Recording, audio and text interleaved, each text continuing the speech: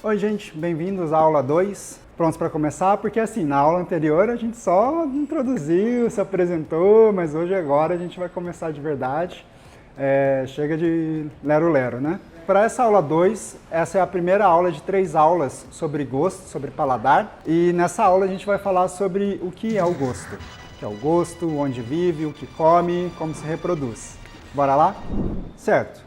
De grosso modo, então, os gostos são sensações do nosso sentido do paladar, supostamente um dos nossos 5 sentidos. Eu vou explicar só lá na aula 7 porque supostamente 5 sentidos, mas então seriam sensações que a gente sente nas nossas papilas gustativas, na nossa língua, no céu da boca e no fundo da garganta.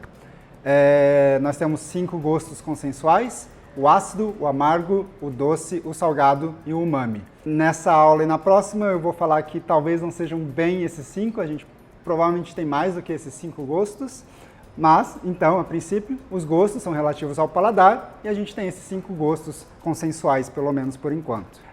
Uma notinha aqui de rodapé é que no curso a gente costuma, ou a gente vai falar de forma geral em acidez, em ácido, mas ácido é um termo que vem da química e é relativo ao pH de uma solução, e o azedo seria então o termo correto, ou o termo que vem da sensorial para o gosto em si. Então, ácido seria químico, relativo ao pH, e azedo seria relativo ao gosto, azedo mesmo.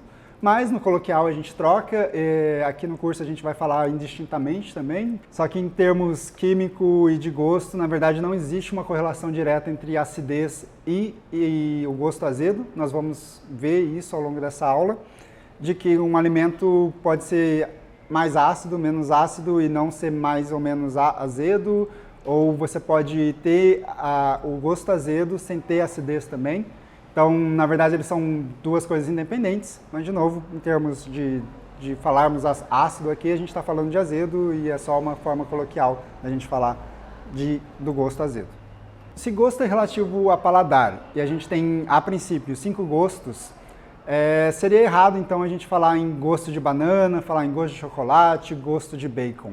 A gente faz isso por a gente confundir o aroma retronasal com os gostos. O que seria o aroma retronasal? Vamos falar então um pouco aqui sobre algo que a gente vai falar na aula de olfato, na aula 5, mas vamos adiantar um pouco aqui, só para a gente diferenciar o que seria o olfato ortonasal e o retronasal. O olfato ortonasal, ele é basicamente quando a gente inspira, ou quando os aromas, os compostos voláteis, entram pelo nosso nariz e eles passam pela cavidade nasal. Vai ter uma figurinha aqui que a Agatha vai colocar para vocês. Então, quando o ar está entrando e os compostos estão entrando, eles vão passar pela nossa cavidade nasal e eles vão estimular ali os nossos receptores de olfato. Esse é o cheiro ortonasal, esse é o aroma ortonasal. Só que a nossa boca, a nossa cavidade bucal e a nossa cavidade nasal, elas são interligadas aqui por trás pela garganta. Então, os aromas e os compostos aromáticos que estão na nossa boca, eles também acabam subindo para a cavidade nasal a partir da cavidade bucal. E é aí que surge o aroma retronasal. Então, é quando a gente está ou mastigando e acaba subindo, ou a gente está expelindo o ar, a gente está respirando, que o ar vai acabar subindo, vai passar de novo por esses mesmos receptores. Então, são os mesmos receptores, a mesma área, os mesmos nervos e córtex, é só se o ar está entrando ou saindo. E aí, por que a gente acaba confundindo esse aroma retronasal, que é esse olfato que está vindo de trás, com o gosto das coisas? Existe uma coisa chamada sensação referencial, que é quando o cérebro integra coisas de sentidos diferentes numa sensação só. Então, a gente tem a comida na nossa boca, a gente está sentindo o gosto dessa comida na nossa língua, no nosso céu da boca e no fundo da garganta. A gente está sentindo o aroma retronasal aqui no nosso olfato e a gente também está sentindo a comida tatilmente na nossa boca. O cérebro vai juntar tudo isso e vai falar, bom, então esse aroma que eu estou sentindo, que na verdade está vindo do nariz, está vindo dessa comida e a comida está na boca. Então o que eu estou sentindo de aroma está vindo da boca, mas na verdade o que a gente está sentindo de aroma está vindo do nariz com o ar que a gente está expelindo. Mas é por isso que a gente tem essa impressão, a gente acaba juntando todas essas informações sensoriais de 3 sentidos diferentes numa coisa só, e a gente acaba falando do gosto da banana, do gosto do chocolate, sendo que na verdade a gente está falando ou do aroma ou do sabor desse alimento. Porque de gosto, novamente, a gente só tem 5 a princípio. E agora, para a gente exemplificar um pouco melhor essa integração sensorial, a gente vai mostrar um efeito que é o efeito mais famoso, ou o exemplo mais famoso de integração sensorial, que é o efeito McGurk-McDonald, de 76, e que ele mostra uma integração sensorial entre o que a gente vê e o que a gente ouve. Então, pode rodar o VT aí, produção. Ba, ba, ba. Have a look at this. What do you hear? Ba, ba, ba. Ba, ba, ba. But look what happens when we change the picture. Ba, ba, ba.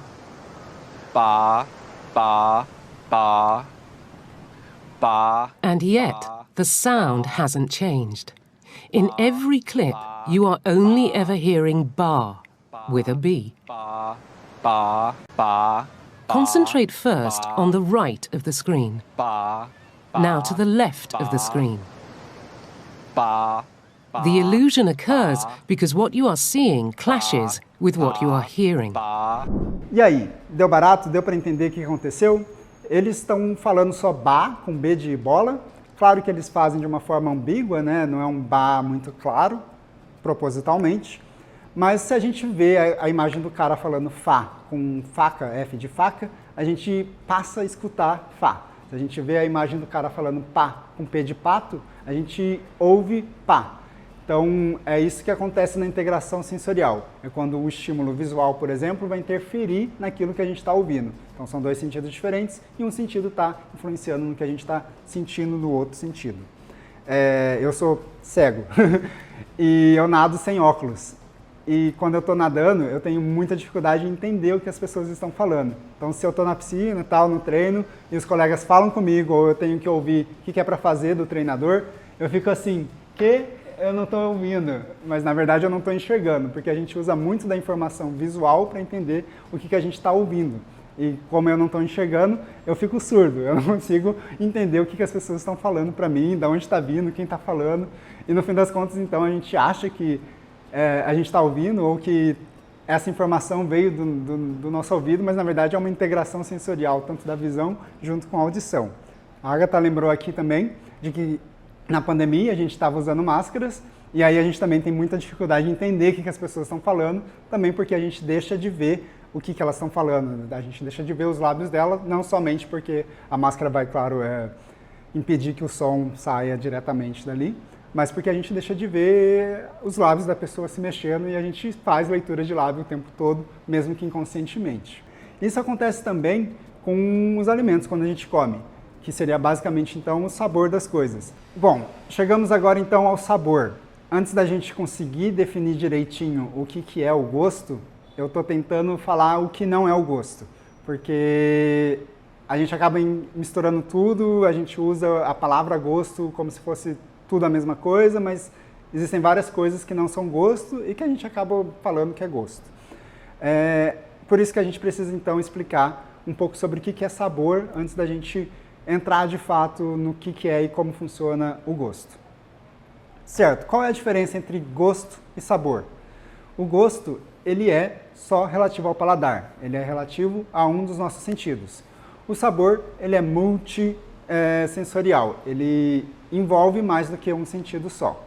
Certo, mas e que sentidos que fazem parte do sabor? Se envolve mais de um, envolve o gosto e o que mais? Isso mudou ao longo do tempo. A definição de sabor ainda está aberta, de certa forma, e ela foi evoluindo ao longo do tempo. Entre 1825, pelo menos, desde o tratado A Fisiologia do Gosto, do Brillat-Savarin, a gente vai falar mais sobre ele depois, está na bibliografia básica, mas a gente vai falar dele, não fiquem com pressa.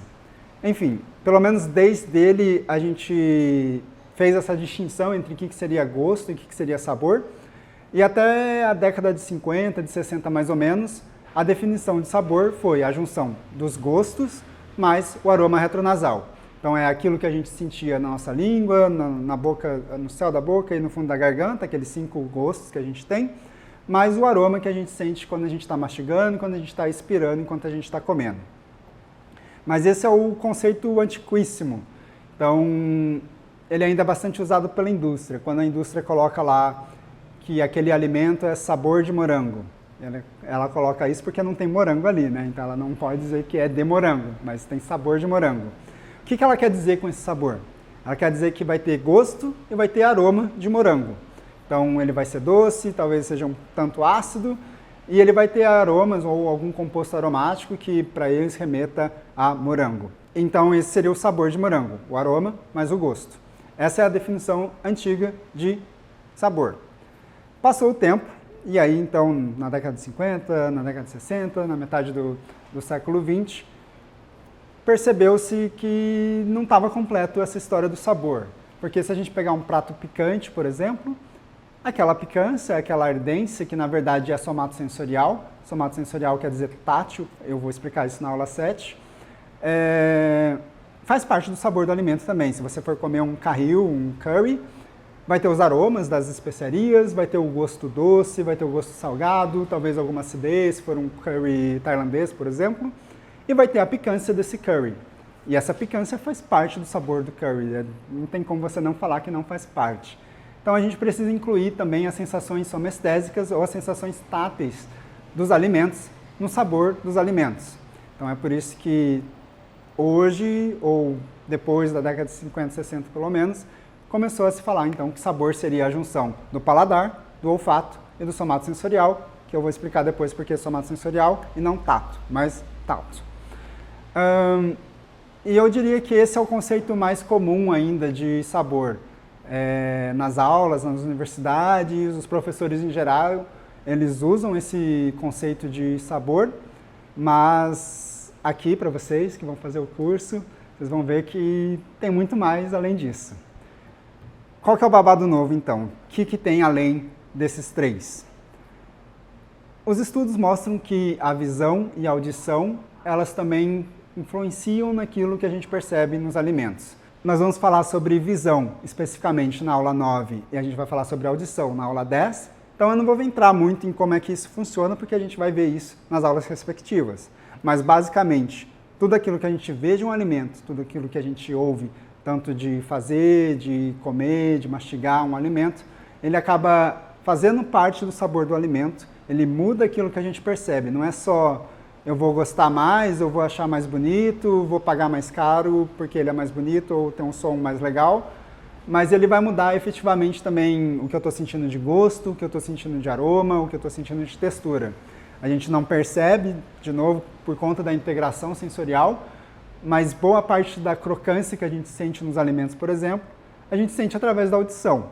Se um alimento macio fizesse barulho de crocante, provavelmente a gente acharia que aquele alimento tem alguma crocância. E se um alimento que fosse crocante não fizesse barulho, de alguma forma a gente conseguisse fazer isso, não tem como, né? Ou pelo menos ninguém conseguiu pensar em alguma forma de fazer um alimento crocante ser mastigado e não fazer barulho, provavelmente a gente teria a percepção de crocância bastante afetada. A gente talvez perceberia que aquilo é duro, crocante, mas a gente acharia bem menos só porque ele não fez aquele barulho de crocância que a gente está acostumado. Na visão também, a cor da embalagem, a cor do alimento, tudo isso influencia muito naquilo que a gente vai perceber, interpretar de sabor, mas a gente vai falar sobre isso na aula 9, então sem spoilers, aguentem até lá. Mas então, a princípio, a gente colocou então já os 5 sentidos dentro do sabor. Então o sabor é o paladar, o olfato, a somestesia, a audição e a visão. Não parou por aí. A gente tem mais um conceito que é super moderninho, avant-garde, é um malucão futurista. Por quê? Porque a gente vai incluir aqui os processos cognitivos, a memória, a fisiologia, a cultura, o humor seu naquele dia, o período do dia, quem fez a comida, o que você ouviu sobre aquela comida, tudo isso vai participar do sabor do alimento, tudo isso vai influenciar naquilo que você vai perceber. Isso não só do quanto você vai gostar desse alimento ou quanto você pagaria por ele, mas efetivamente daquilo que você vai sentir de sabor desse alimento. Tudo isso vai ser influenciado por processos cognitivos, por quem você é, por onde você está, qual é a sua cultura, o que você aprendeu ou não aprendeu. Na psicologia, psiquiatria, na neurologia, a gente tem um conceito que seria o de baixo para cima e o de cima para baixo. O cima na neurologia é basicamente o sistema nervoso central, o nosso cérebro. E o de baixo seria o sistema nervoso periférico, que são os nervos, os receptores, todo o resto do nosso corpo, basicamente, que não seja o nosso cérebro. E desde a antiguidade, com o empirismo, a gente tem essa ideia de que a gente percebe o mundo através dos sentidos e que a gente seria uma folha em branco em que essas impressões são impressas fidedignamente. Mas o que a gente descobriu, o que a gente aprendeu é que o platonismo tinha ali alguma razão no racionalismo, talvez o Kant esteja mais próximo da realidade. E que a gente não é uma folha em branco, a gente tem processos, a gente tem caminhos neurais, a gente tem uma estrutura neurológica e de sensibilidade que direciona onde as coisas vão. E o cérebro também, ele é capaz de direcionar aquilo que a gente vai sentir. O efeito McGurk, que a gente acabou de fazer o experimento, por exemplo, ou a brincadeira do vídeo, é basicamente o cérebro mudando aquilo que o nosso ouvido está escutando. Então, a gente tem um caminho que vai e volta, né? Não só os nossos sentidos, não só nosso sistema nervoso periférico manda informação para o cérebro, mas o cérebro também é capaz de direcionar, de mudar, de dizer o que a gente vai prestar atenção, não vai prestar atenção, nos nossos sentidos também, certo? E assim a gente chega então no conceito final de sabor, e eu diria que esse curso, de certa forma, é basicamente isso, né? A gente vai passar pelos 5 sentidos, a gente vai falar um pouco também sobre o que a gente ouve, o que a gente vê sobre os alimentos.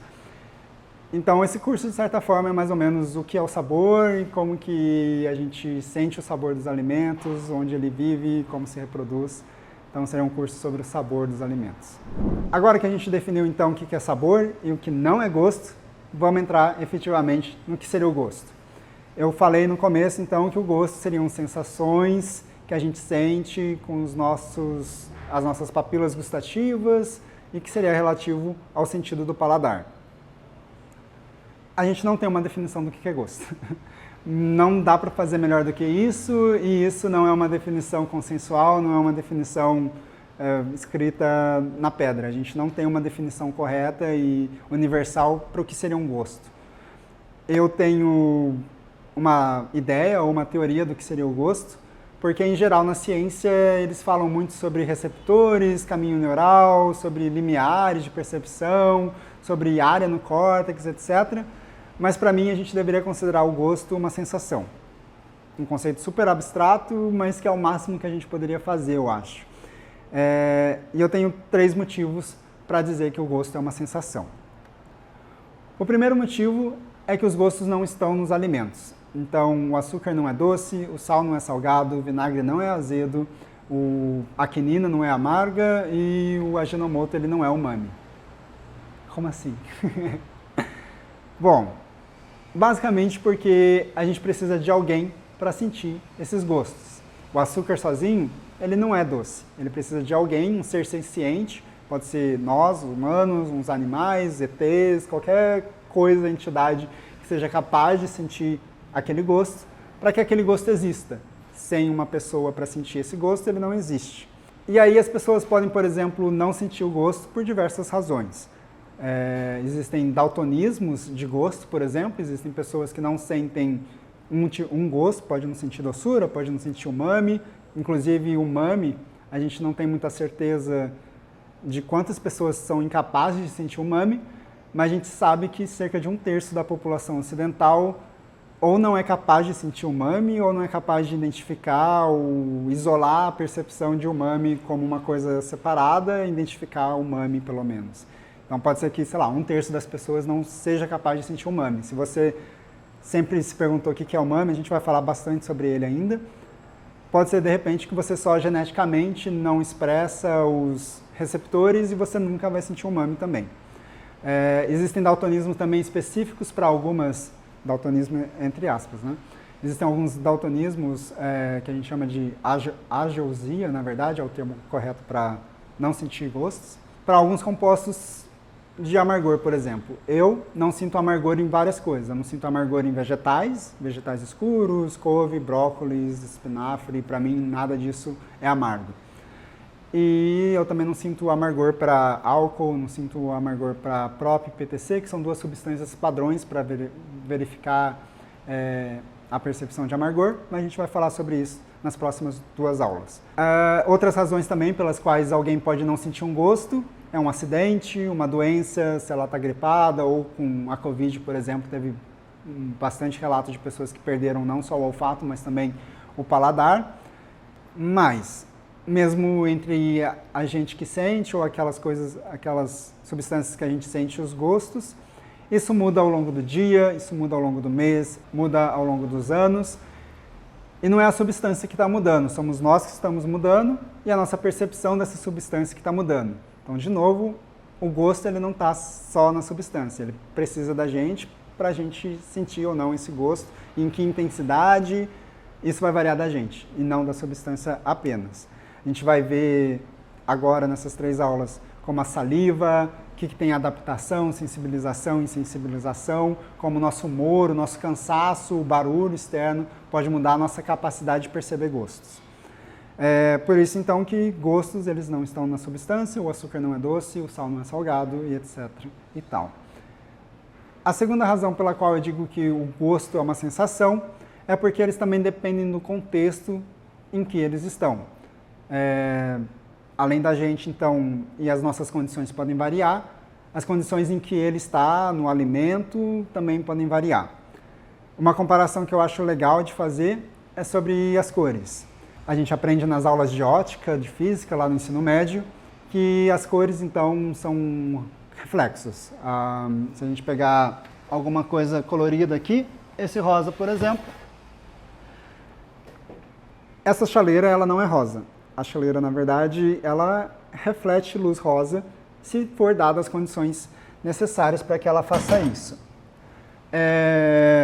Se, por exemplo, ela estiver no escuro, ela não vai ser rosa porque ela não está refletindo luz, não tem luz para ela refletir e ser rosa para a gente. Se aí a gente colocar uma luz só azul nela, ela vai ficar cinza. Por que ela vai ficar cinza? Porque ela não reflete o espectro da luz azul. Ela reflete o espectro da luz rosa. Não tem o espectro da luz rosa batendo nela para ela refletir, ela vai ficar cinza. Agora, se você botar uma luz vermelha, por exemplo, provavelmente ela vai ficar bem avermelhada, porque ela reflete o espectro da luz vermelha, mas não vai ter a luz branca para ela misturar e ficar rosa, então ela vai ficar vermelha. Agora, se você tiver uma luz branca nela, ela também vai ficar rosa, porque ela está recebendo todos os espectros de luz e ela vai poder refletir aquilo que ela quimicamente é preparada para refletir, que é o rosa. Nos gostos, é mais ou menos a mesma coisa. Então, depende do contexto, das condições em que esse gustante está, para a gente saber que gosto ele vai gerar. Um exemplo muito cotidiano de como isso funciona é a interação entre acidez e doçura, por exemplo. Os gostos, eles interagem entre si, e se você tiver um gosto na presença de outro gosto, eles vão se alterar, ou vão se mexer, bloquear, ou até se intensificar. Se a gente pegar, então, a limonada ou o café que a gente coloca açúcar, o que a gente está fazendo ali é colocar um outro gosto para mascarar um gosto. Então, a limonada é super ácida, é azeda, a gente vai colocar doçura nela para a gente sentir menos essa acidez. A gente não está mudando o pH dessa limonada, a gente está só colocando a doçura e a doçura vai mudar esse contexto da acidez, vai fazer com que a gente sinta menos essa acidez. Então, é uma forma como o contexto desse alimento influencia naquilo que a gente vai sentir. Existem também outras coisas que mudam aquilo que a gente vai sentir de gosto. Temperatura, distribuição, pH, e a gente vai ver tudo isso na próxima aula, na aula 3. Existem bloqueadores também, que são capazes de fazer com que a gente não sinta algum gosto. Existem substâncias químicas que podem ser sintetizadas ou extraídas de algum alimento ou de alguma planta, que vão bloquear salgado, vão bloquear doce, vão bloquear amargo. Inclusive, alguns bloqueadores de amargor, por exemplo, a gente tem na saliva, a gente pode produzir, as vacas produzem bastante, depois a gente fala disso. E tem um caso curioso que é a da fruta do milagre, uma fruta africana que tem uma substância chamada miraculina. Essa substância a gente pode extrair ou comer a frutinha mesmo. Eu já comi, lá na Unicamp teve um aluno que estava trabalhando de colocar a miraculina no chocolate para reduzir o açúcar e manter a doçura. Que você come a fruta ou a miraculina e você não sente nada. Ela sozinha não vai ter gosto de nada. Mas a hora que você chupa um limão ou você coloca alguma coisa amarga, ele vai ficar doce. Então, o limão vai ficar uma limonadazinha ou o chocolate vai ficar um chocolate docinho, porque essa fruta, por algum motivo, faz com que a gente sinta doçura e ela bloqueia também o amargor e a acidez.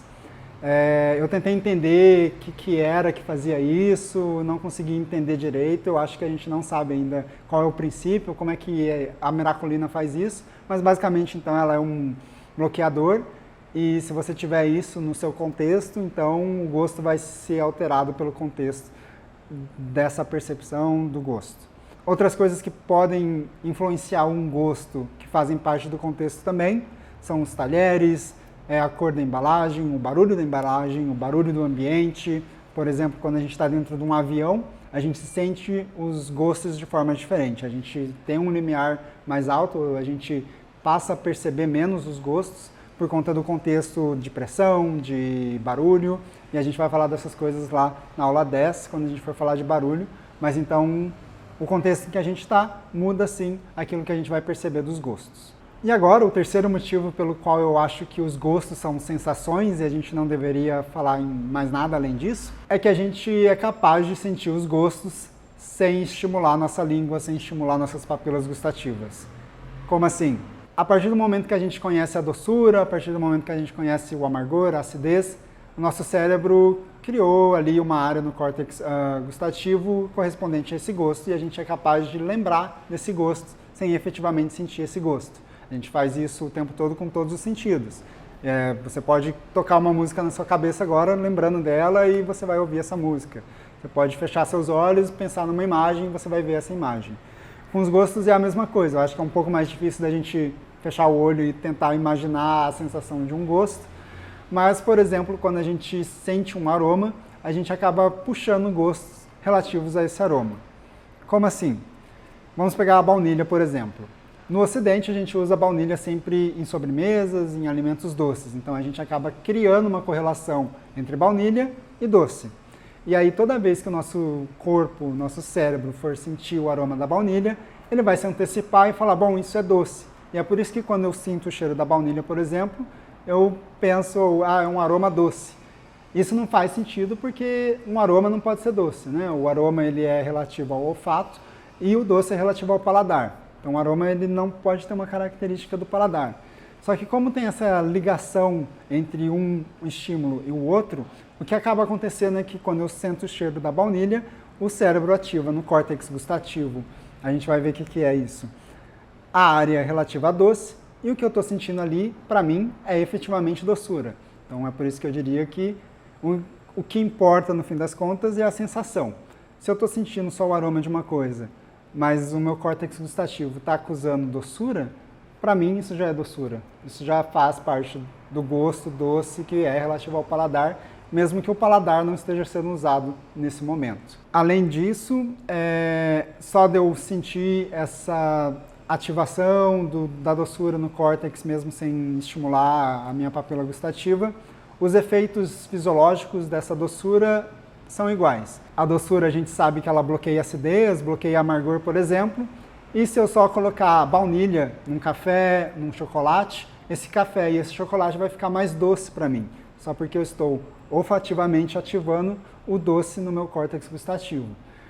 Isso acontece também com outros efeitos da doçura, por exemplo, como liberar insulina no sangue. Então, só de você sentir aquele aroma doce, você acaba liberando insulina no seu sangue, porque o corpo está esperando que venha açúcar naquele alimento, mesmo que ele não tenha efetivamente açúcar, por exemplo, e não seja efetivamente doce, mas só o aroma dele está fazendo você sentir doçura e ter todos os efeitos relativos à doçura.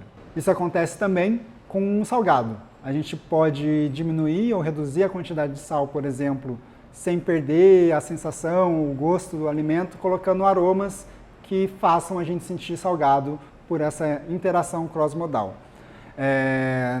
Como? Botando um aroma de bacon, botando temperos, tudo isso são aromas que a gente correlaciona com salgado e que vão ativar lá no nosso córtex gustativo a área relativa a salgado e a gente vai achar aquele alimento mais salgado sem ter que colocar efetivamente mais sal ali. E é por isso, então, que eu diria que os gostos, eles são sensações e eles estão na nossa cabeça, eles não estão nos alimentos, eles não estão no contexto, eles dependem do contexto e a gente pode sentir eles mesmo que a gente não esteja estimulando as nossas papilas gustativas. Então, os gostos são o quê? Sensações. Ok, gostos são sensações. Mas e quantos gostos existem? Respondeu? Quantos você acha que existe? Provavelmente você respondeu 5, não foi? Porque você pensou no amargo, no ácido, no doce, no salgado e no umami. Mas a resposta correta é... não sabemos. A gente não sabe quantos gostos tem. Por quê? 2 motivos. Primeiro, a gente nunca vai conseguir saber se a gente descobriu todos. Sei lá, até 1996, 99, o Ocidente não sabia que umami era gosto, por exemplo. Você provavelmente cresceu, viveu muitos anos, sem saber que você sentia um gosto chamado umami. Talvez agora, imagino que se você está assistindo essa aula, você já tenha ouvido pelo menos falar sobre o umami e já saiba que ele existe. Mas então, pode ser que daqui 200 anos a gente ache um outro gosto que a gente sempre sentiu, mas que a gente nunca teve consciência, a gente nunca percebeu, a gente nunca isolou essa sensação para saber que isso era um gosto. Então, mesmo que a ciência evolua muito, pode ser que a gente encontre aí um gosto, eventualmente, em algum momento que a gente nunca tinha parado para perceber ou não sabia que ele existia. O outro motivo é que a gente não tem uma definição para gosto. Eu já falei, então, que a gente não tem uma definição do que é gosto. A ciência fala em receptores, em nervos, em limiares e etc., mas não existe regrinhas exatas que digam isso é um gosto, isso não é um gosto. Então, a interpretação do que é um gosto não é um gosto pode mudar o tempo todo.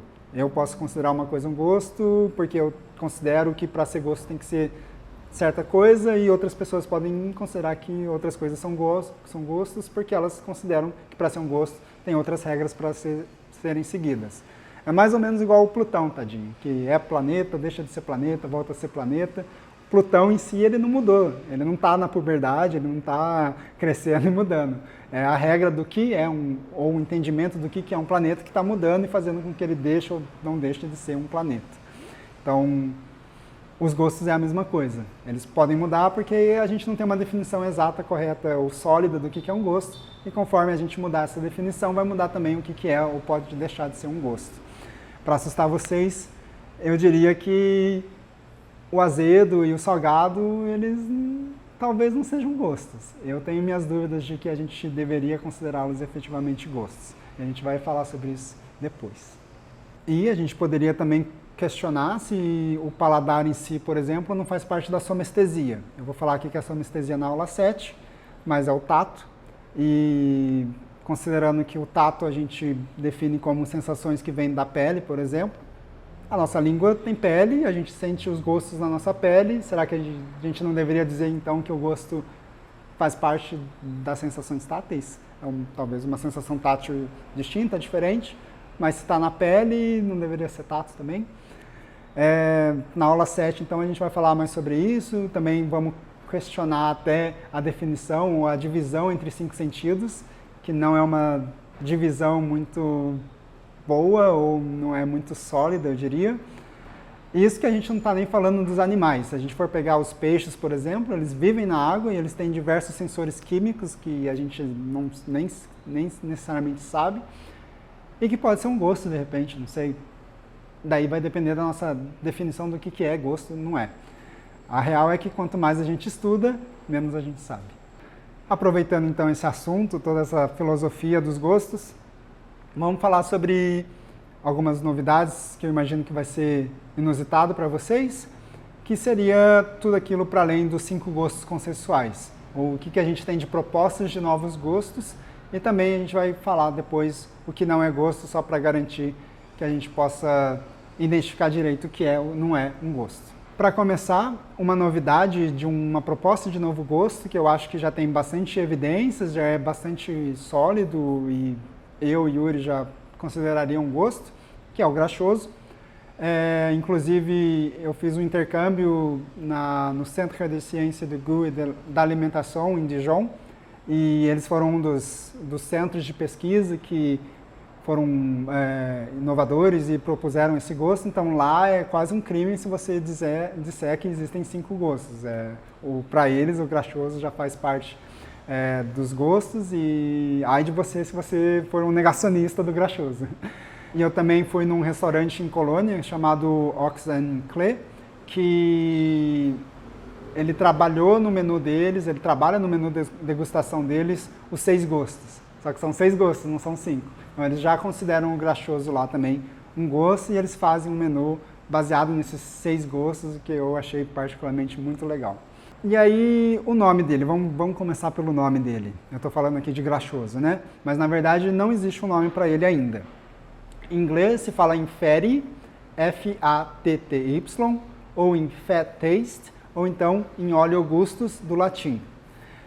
Em português eu já ouvi untuoso, mas eu e Yuri não gosto desse termo untuoso para ele, porque a gente já usa untuoso para textura. Untuoso tem uma sensação de textura e não de gosto para a gente, ou pelo menos para mim. E eu acho que graxoso seria um nome mais apropriado, primeiro que a gente não usa ele, também porque ele seria uma tradução mais literal de fatty, por exemplo, que vem de fat acid, que são ácidos graxos, então ácidos graxos, graxoso. Ele é um nome feio, mas essa sensação, pelo menos sozinha, o que a gente sabe, o que eu vi na literatura é que ela é aversiva. Então, se você pegar água com esses ácidos graxos que geram a sensação graxosa, não é uma coisa gostosa. Num contexto, num alimento complexo e tal, ele pode aumentar a preferência, ele pode aumentar a aceitabilidade daquele alimento.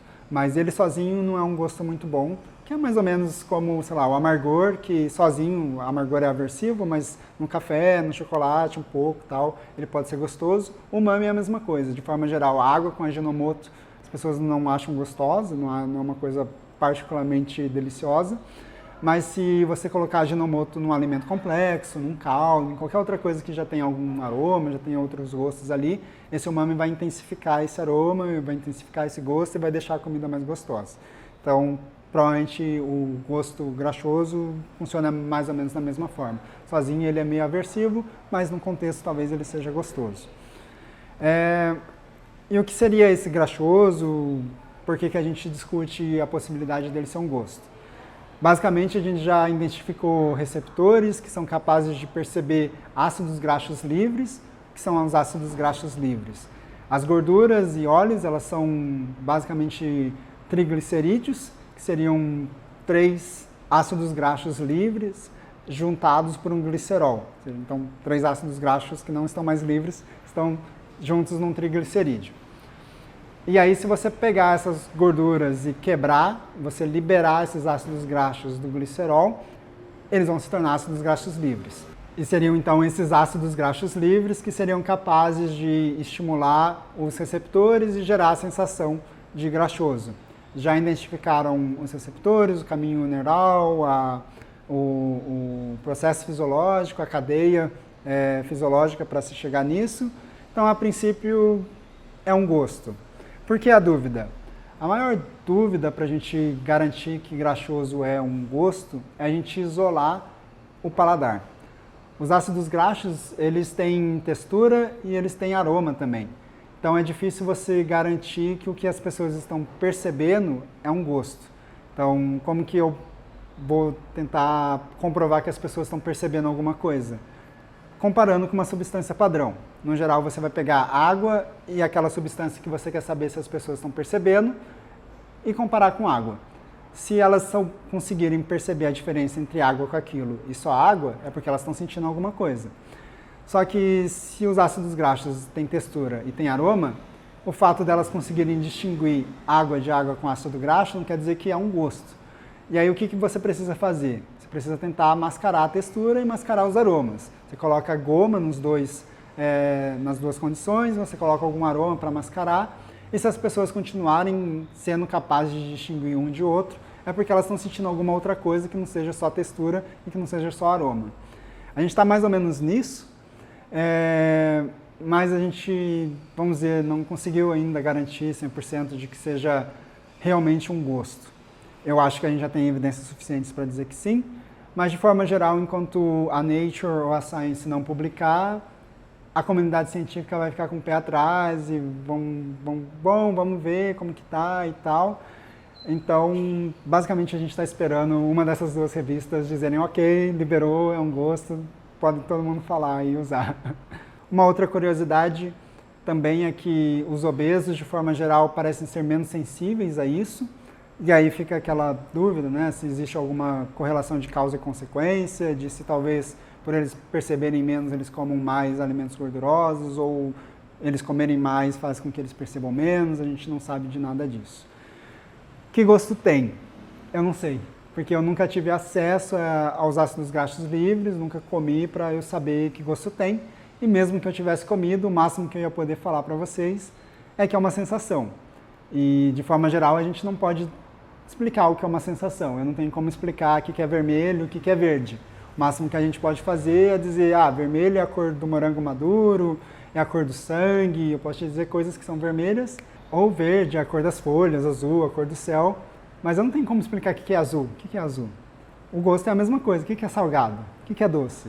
Não tem como a gente descrever. Eu posso falar que doce é o gosto que a gente sente do açúcar, é o gosto que tem nas frutas maduras, é o gosto que tem nas coisas doces, nas sobremesas.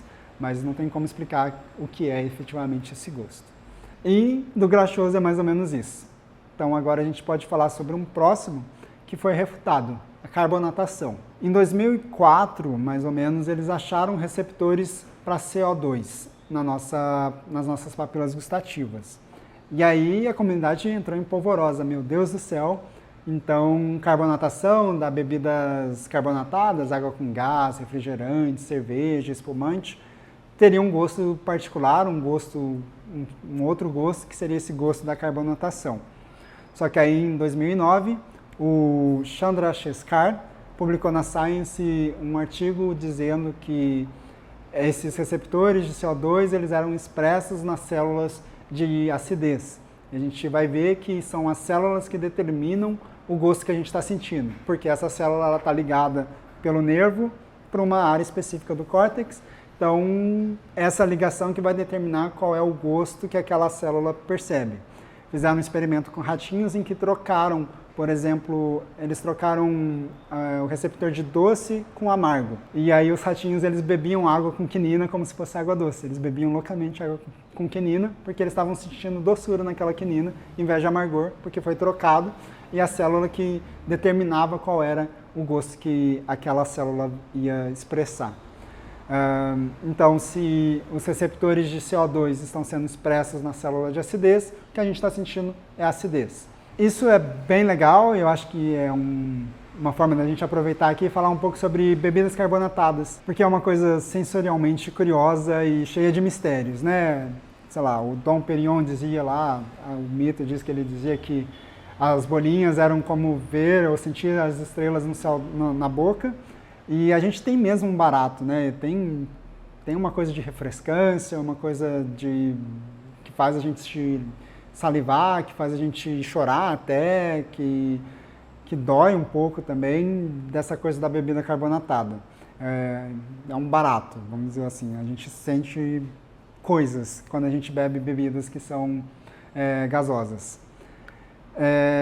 Só que então a gente tentou descobrir, né, o que seria, por que isso acontece. E a princípio não é das bolinhas. As pessoas dizem, é legal porque você sente a cosquinha das bolinhas e a gente acha então que seria como se fosse uma sensação tátil, uma cosquinha das bolinhas pipocando.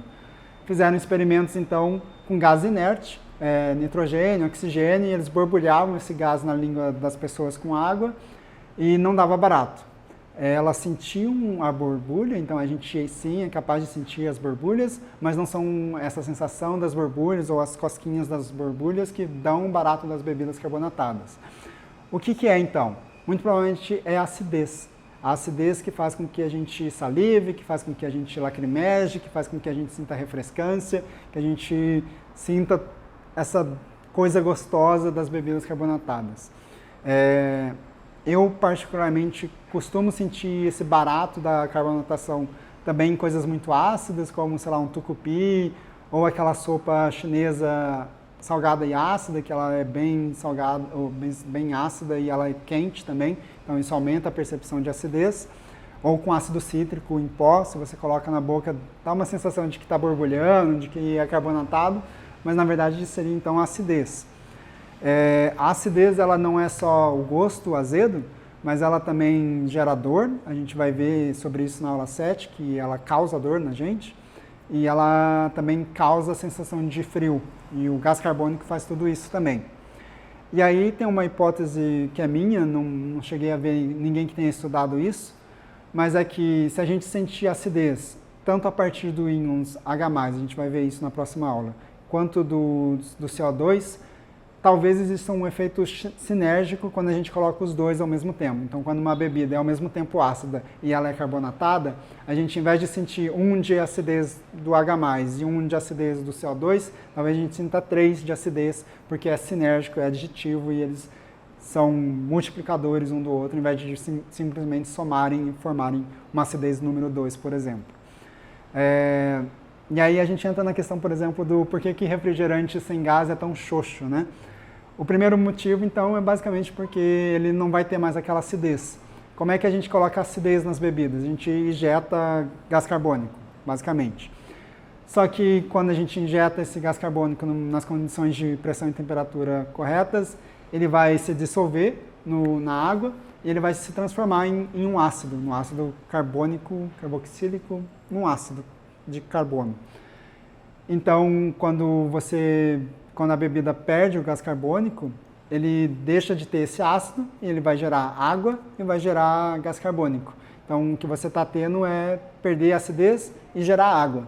Então, é por isso que o refrigerante fica xoxo, porque você está tirando o gás carbônico, tirando o ácido, ou desfazendo esse ácido, tirando o gás carbônico e ficando só com água ali. Então, o refrigerante fica literalmente aguado e ele fica bem menos ácido, tanto porque ele perdeu o ácido, quanto ele perdeu o gás carbônico, que também gera a sensação de acidez. Legal, né? Agora, vamos falar sobre 3 sensações que estão sendo estudadas ou propostas como gostos, mas que não estão tão adiantadas quanto o graxoso, por exemplo. Ou, melhor, o kokume a gente sabe bastante sobre ele, mas ele tem um probleminha que vamos falar agora. O que seria o kokume? O kokume, ele é um gosto já proposto no Japão, culturalmente já se fala do kokume, assim como eles já falavam de umami há muito tempo atrás, e que eles descrevem como um preenchimento, um prolongamento do sabor. E eu também não sei exatamente descrever, porque eu nunca tive acesso aos peptídeos para sentir o kokume isolado. Eu tenho até uma amiga que está trabalhando com isso na Unicamp. Ela comprou, super caro esses peptídeos, difícil de importar também, mas ela não fez os experimentos ainda, então ainda não consegui provar. Vamos logo, Aline. E o que seria então? Eles acharam receptores para alguns peptídeos específicos, que são peptídeos. São fragmentos de proteína ou são conjuntos de aminoácido. Então, você tem aminoácidos, que são as unidades básicas das proteínas, eles se juntam em peptídeos, e peptídeos se juntam em proteínas. Então, proteínas são formadas de peptídeos, que são formados de aminoácidos. E esses peptídeos, então, eles seriam capazes de gerar essa sensação kokume. E qual é o problema dele, então? Sozinho, esses peptídeos não geram uma sensação, seria mais ou menos, então, como a miracolina. Você colocar eles na boca, você não vai sentir nada. Agora, quando você coloca ele em algum alimento que tenha especialmente umami, ele vai modificar o gosto, o sabor desses alimentos. Então, aí ele vai gerar essa sensação de corpo, de preenchimento e de prolongamento do sabor. Só que, então, que seria um problema, né? A princípio, os gostos, eles são básicos. Isso quer dizer que ou eles estão ali, ou eles não estão ali. E se ele é dependente de um outro gosto, talvez ele não seja um gosto. E esse é o problema do kokume, para ele ser aceito como um gosto. Ele parece ser dependente, especialmente do umami. Aproveitando que estamos falando aqui sobre o gosto ser básico, os gostos eles seriam básicos e eles também não são sintéticos, eles são analíticos. O que isso quer dizer? Quer dizer que ou você tem ou você não tem, e eles não podem mudar de qualidade, eles podem mudar de intensidade apenas. Diferente das cores, por exemplo, que se você misturar uma cor com outra, vai dar uma terceira cor. Nos gostos, a gente não considera isso. Então, se você misturar o doce com ácido, a gente fala do agridoce, né?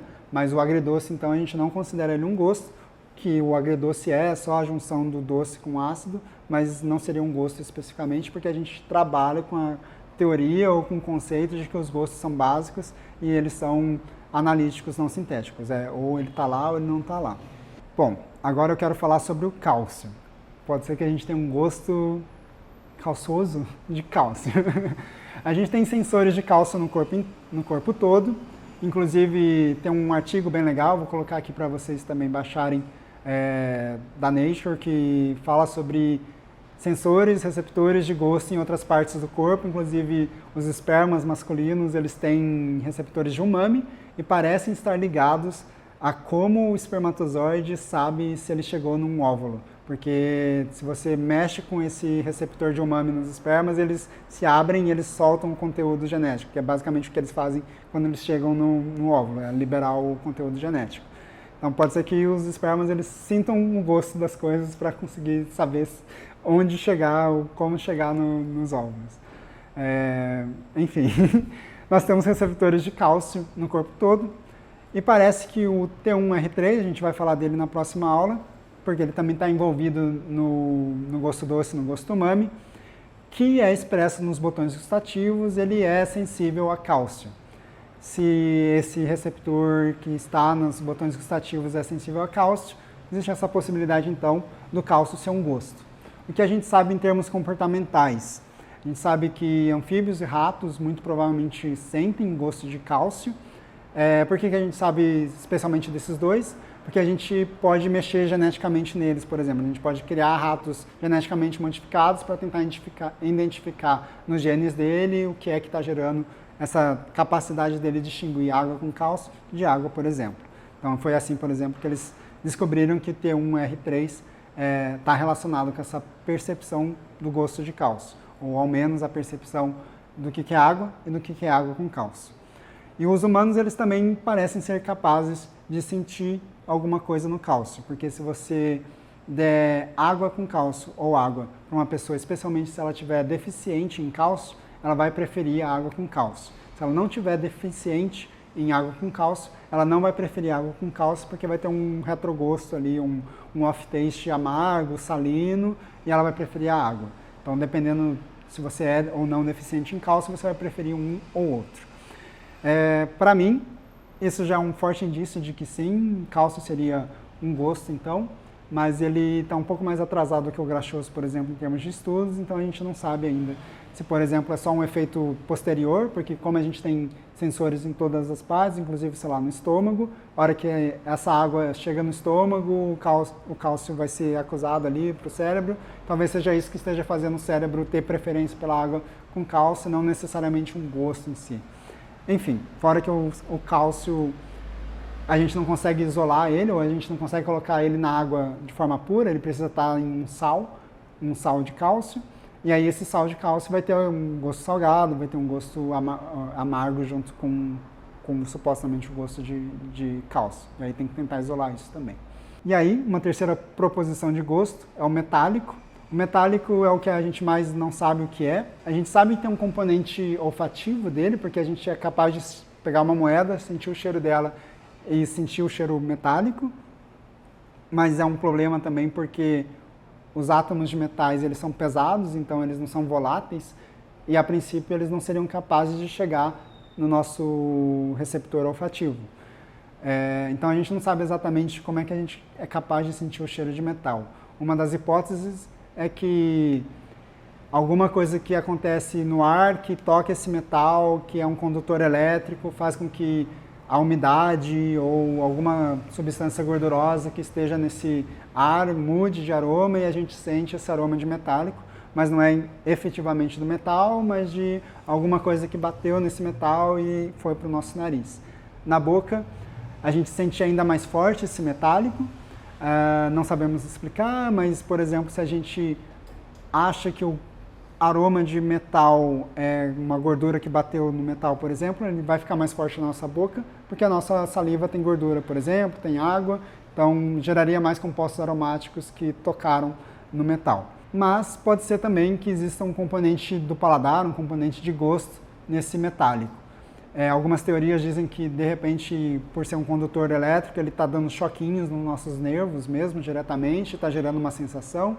Então pode ser tátil, pode ser gosto, pode ser aroma, a gente não faz a mínima ideia do que seria o metal em conjunto como um todo, a gente ainda está tentando descobrir. Para terminar, eu quero falar só sobre o que não são gostos, ou o que são sensações somestésicas, só para garantir que ninguém vai confundir.